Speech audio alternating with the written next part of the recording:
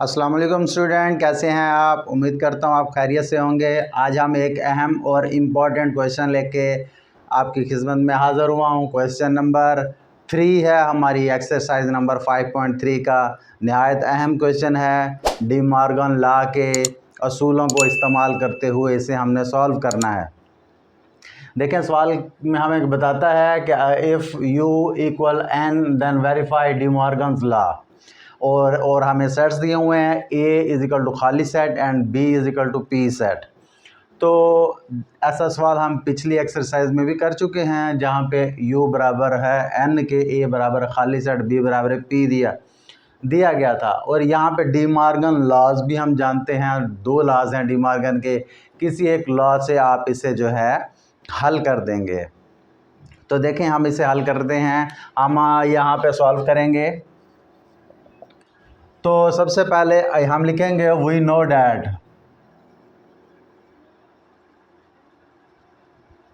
क्या हम जानते हैं? डी मॉर्गन लॉ जानते हैं, क्योंकि उसने जो है डी मॉर्गन लॉ इस बार दिया नहीं।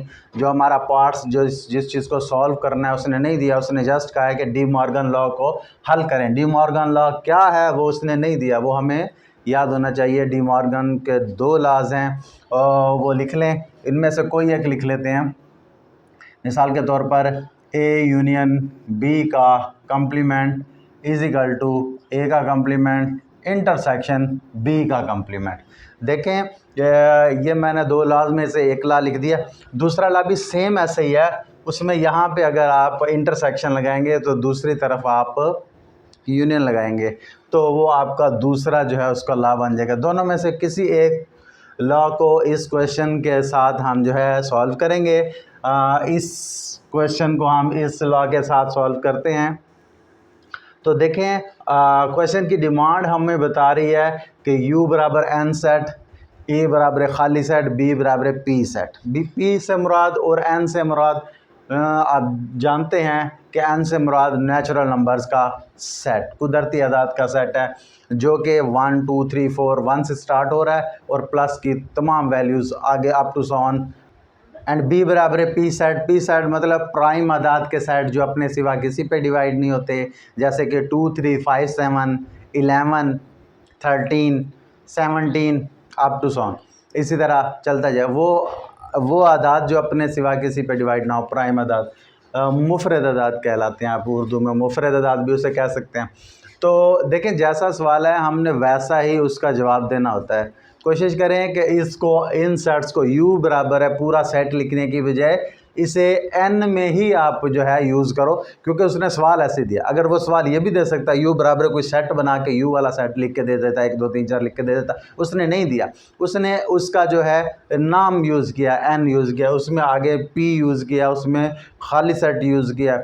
चलें जी, इसे लेफ़्ट हैंड साइड और राइट हैंड साइड के कम्बिनेशन से हल करते हैं। लेफ़्ट हैंड साइड में यहाँ पे लिख रहा हूँ। लेफ़्ट हैंड साइड क्या है जी? ए यूनियन बी और होल का कम्प्लीमेंट, यही है ना। देखिए, कम्प्लीमेंट ऊपर है, कम्प्लीमेंट की तो हमारे पास कोई रकम नहीं दी हुई। कम्प्लीमेंट बराबर है ये वाला सेट नहीं है ना।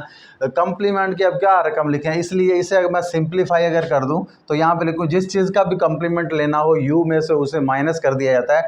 यहाँ पे पूरी रकम है a यूनियन b, इस पूरी का कम्प्लीमेंट लेना, तो पूरी रकम को u में से निकाल दूंगा। देखें, u में से मैंने निकाल दिया a यूनियन b को, तो पूरे ए यूनियन बी का कम्प्लीमेंट हो गया। यही वो कहता है ए यूनियन बी का होल का कम्प्लीमेंट लें, तो उसे मैंने इस शेप में लिख दिया।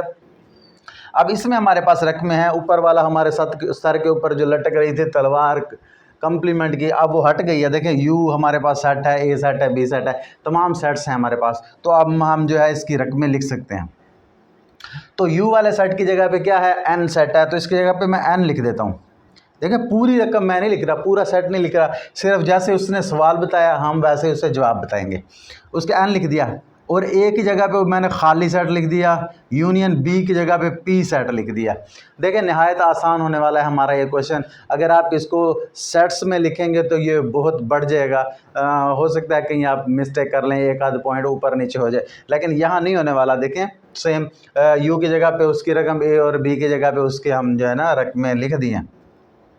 एन पहले वैसे ही लिख दिया गया है। अब खाली सेट और पी सेट का कंप्लीमेंट करना है। किसी भी सेट में कोई ज़ीरो जमा करो तो वही रकम आ जाएगी ना जो बची होगी। एक तरफ रकम है, दूसरी तरफ ज़ीरो है, जमा करो तो वही रकम आ जाएगी जो एक ही होगी, ज़ीरो में तो कुछ भी नहीं था।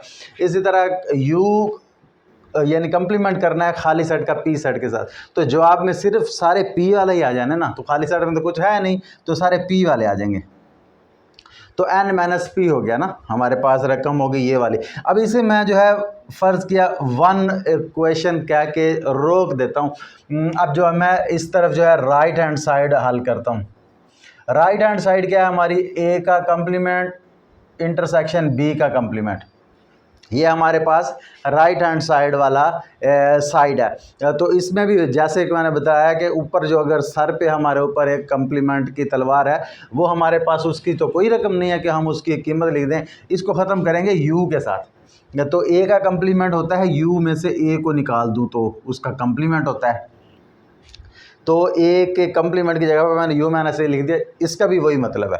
अब इंटरसेक्शन की अलामत, अब बी को भी ऐसे ही करूँगा, यू में से बी निकाल दूंगा, इसका मतलब होगा बी का कंप्लीमेंट है। तो अब हमारे पास रकमें मौजूद हैं, यू भी है, ए भी है, बी भी है, डिफरेंट, लेकिन सर के ऊपर अब कंप्लीमेंट नहीं है। तो देखें u में से a को माइनस करना है, पहले मैं रकमें लिख देता हूँ। u की जगह पे मैं लिख रहा हूँ n और a की जगह पे मैं लिख रहा हूँ खाली सेट। इसी तरह इंटरसेक्शन u की जगह पे n और b की जगह पे p, जैसे कि उनके सेट्स के उन्होंने बतलाई थी किसके इक्वल हैं, तो वो हमने उसके मुताबिक लिख दिया। तो n में से खाली सेट को माइनस करना है, तो n वाले वो आ जाएं जो खाली सेट में ना हो, तो सारे ही आ जाएंगे। खाली सेट में तो कोई भी नहीं है जिसके साथ हम रोकें किसी को, n वाले सारे ही आ जाएंगे। तो देखें यहाँ पे मैं लिख रहा हूँ n, इन दोनों को माइनस किया, जवाब आया n, क्योंकि n वाले वो आ जाएं जो अगले सेट में ना हो। अगले सेट में तो कुछ है ही नहीं, तो सारे के सारे n वाले ही आ जाएंगे। इस तरह से इंटरसेक्शन की अलामत, और आगे है n माइनस पी। n में से p को हमने माइनस करना है, और उस देखिए n में से p को माइनस करूँगा ना तो कुछ रकमें आ जाएंगी जो मुफरद नहीं होगी वो आ जाएंगी, लेकिन फ़िलहाल मैंने उसे वैसे ही लिख दिया। देखें यहाँ पे इसे सेम, इसे हल नहीं किया, वैसे लिख दिया। अब मैं क्या करने जा रहा हूँ, इंटरसेक्शन करने जा रहा हूँ n का और n माइनस पी सेट का। ज़रा अब ये आखिरी पॉइंट है, इस पे अपने गौर करना है। n सेट जो है वो तो हमारे पास है, देख लें 1 2 3 4 5 6 अप टू 7 नहीं ख़त्म होने वाला। और ये दूसरी तरफ हमारे पास सेट है n minus P. n minus P में कौन सी रकम है जो कि मुफरद अदाद नहीं है, n में से p निकाला हुआ है, मतलब जो 1 है और उसके बाद 4 है, उसके बाद 6 है, 8 है, 9 है, 10 है, 12 है, इस तरह वो रकमें हैं जो कि n में से p को निकाला हुआ है। तो जब इन दोनों का हम जो है इंटरसेक्शन करेंगे तो यही वाली रकमें, यही वाली सारी रकमें इस n वाले के साथ मुश्तरक होके वो आगे जवाब में आती जाएंगी। हमने तो इंटरसेक्शन देखना ना, जो मुश्तरक हो, मुश्तरक इस वाली ही सारी इस n वाले के साथ मिलती हुई आती जाएंगी, तो जवाब में आ जाएंगी वही वाली रकमें जो कि इस वाली होंगी, क्योंकि n माइनस पी वाली ही रकमें जो हैं n वाली रकमों के साथ मिल के मुश्तरक बन के नीचे आती जाएंगी, तो यही वाली रकमें सारी की सारी नीचे आ जाएंगी। तो यहाँ पे हमारे पास ये आ गया। इसे इक्वेशन 2 कहें, इक्वेशन 1 और 2 देख लें, सेम हो गया ना। तो इक्वेशन 1 में भी वही आंसर है जो इक्वेशन 2 में है। तो यहाँ हम फिर से लिखेंगे कंपेयरिंग इक्वेशन 1 एंड 2। इक्वेशन 1 और 2 का हम जो है जायज़ा और मुआजना करें तो हमें पता चलेगा कि लेफ़्ट हैंड साइड और राइट हैंड साइड हमारे पास दोनों सेम है। तो देखें नहायत इजी क्वेश्चन है। अगर आप इसे जो है सेट्स बना के करें तो हो सकता है कि थोड़ा लेंथी हो जाए, मुश्किल तो वो भी नहीं होगा, तो लेंथी हो जाएगा। लेकिन हम जो है सवाल की डिमांड के मुताबिक जैसा कि सवाल की शक्ल थी हमने जवाब भी उस जैसा ही दिया। उम्मीद है आपको समझ आ गई।